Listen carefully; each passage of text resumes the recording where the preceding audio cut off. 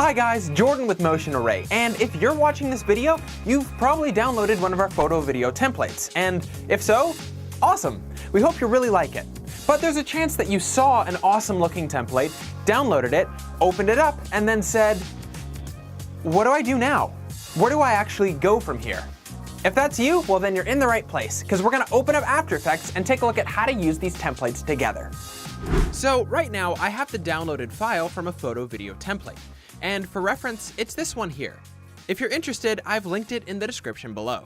But let's start off by locating the After Effects file, double-clicking it, and now After Effects will pop up, and from here, you should be greeted with the template, but without any pictures or videos inside. This is not an accident. These templates are designed for you to be able to insert your own media.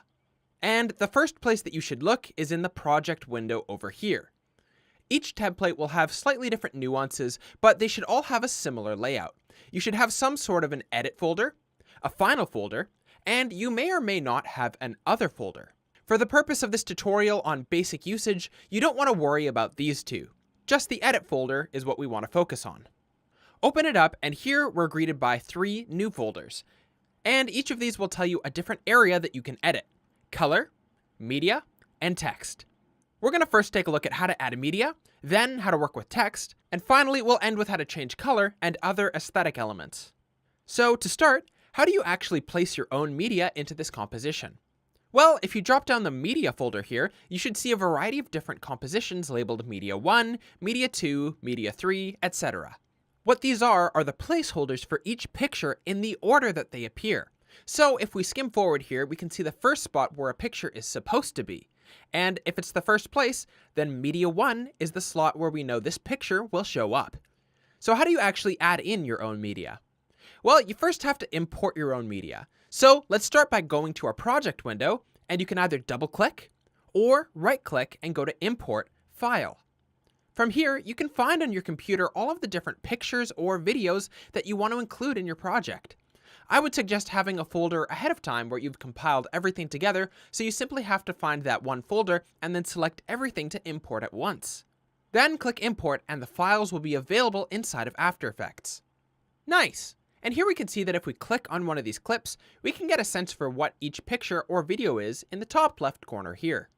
So find the picture that you want to appear first, and then you can add it one of 2 ways. Either drag it right on top of the composition for Media 1, or double-click on Media 1 and then drag it down here into the composition. We can see that right off the bat, our picture is too large. So let's decrease the size. If you hold down Shift while dragging these corners here, the perspective of the picture won't change at all. It'll just get smaller. Likewise, now I just want to move the picture up, but I like how it's centered. So hold Shift again and move it up to prevent it from moving it all side to side. Nice. So how does this look in our project? Well, let's go back to our main composition and see. Likely, it'll either be the composition here on the far left, but if you're not sure, you can always go back to the final folder and double-click the full composition. In our example, both of these two are the same, but they just show different resolutions of the same project. I'm going to go with 1080. And boom, there it is. That already looks awesome. So I'm going to quickly go through that same process with a couple more pieces of content.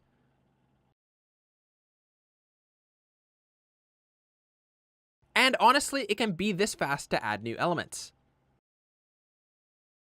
Now we have 3 pictures in a row.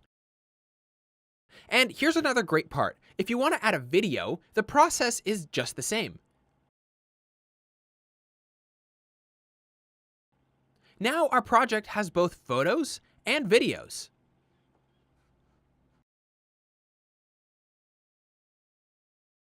Great, so our media's in place, but the text doesn't say what we want it to say.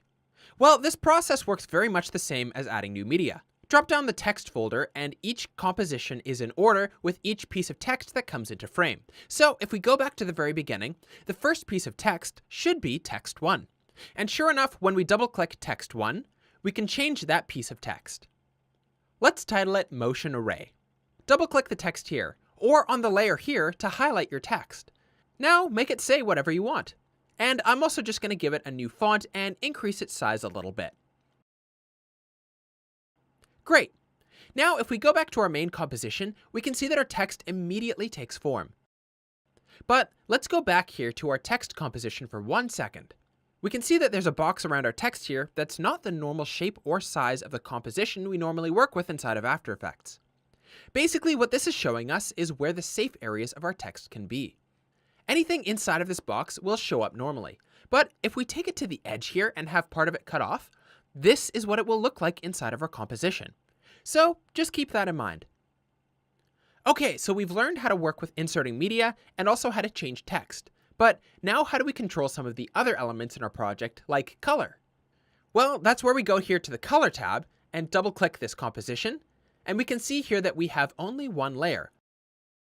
And when we drop down the Effects panel, we can see that there's actually a lot of different parameters that we can address. And if we go up to the Project window here and switch to Effect Controls, we can see a very similar layout. Now, depending on your template, you may have either more or less options to play around with. But a good place to start with each of them is to look at the name, and then do a test to see what it impacts. So I can see here that this one says Background Color 1, and when we drop it down, there's a color swatch available for us. Based on this evidence, I'm going to say that it changes the background color of our template. Let's just see what it looks like when we change it to something different. Let's make it cherry red. Okay, so now we can see what the color change is affecting. It's not actually making a solid color difference, it's actually only impacting specific areas. So I'm going to assume that background color 2 will control some of the areas that background color 1 didn't. And sure enough, this is what happens. But if you didn't want your composition to look like this, that's okay. By hitting Ctrl or Command Z, you can undo your most recent decisions. Nice, no harm done. And now I can confidently go forward and make some changes that I want to see based on my own personal preference. I would also highly encourage you to do the same with testing any other sections that you're not entirely sure of what they do. Some of them might require a little bit of testing, and others might be more self-explanatory. Like here we can see intro and outro color text, as well as general color text. You get a pretty clear idea of what it's going to impact. Parameters like color will be pretty consistent between most templates, but we bring up some others because there's going to be some that are specific to the template that you've chosen, like this parameter here, corner roundness. If we test it out to see what it is, we can see that it's literally controlling the roundness of each of these shape corners here. This is a very specific effect to this particular project, and you may find that each individual project has its own unique elements that you can play around with. So feel free to experiment and see how you can make each of these templates truly your own. But guys, that's it for me. I really hope that you found this tutorial helpful. If you did, check out more of our tutorials here at motionarray.com. There's always lots more to learn inside of After Effects. Thanks so much for watching, and I can't wait to see you in the next video.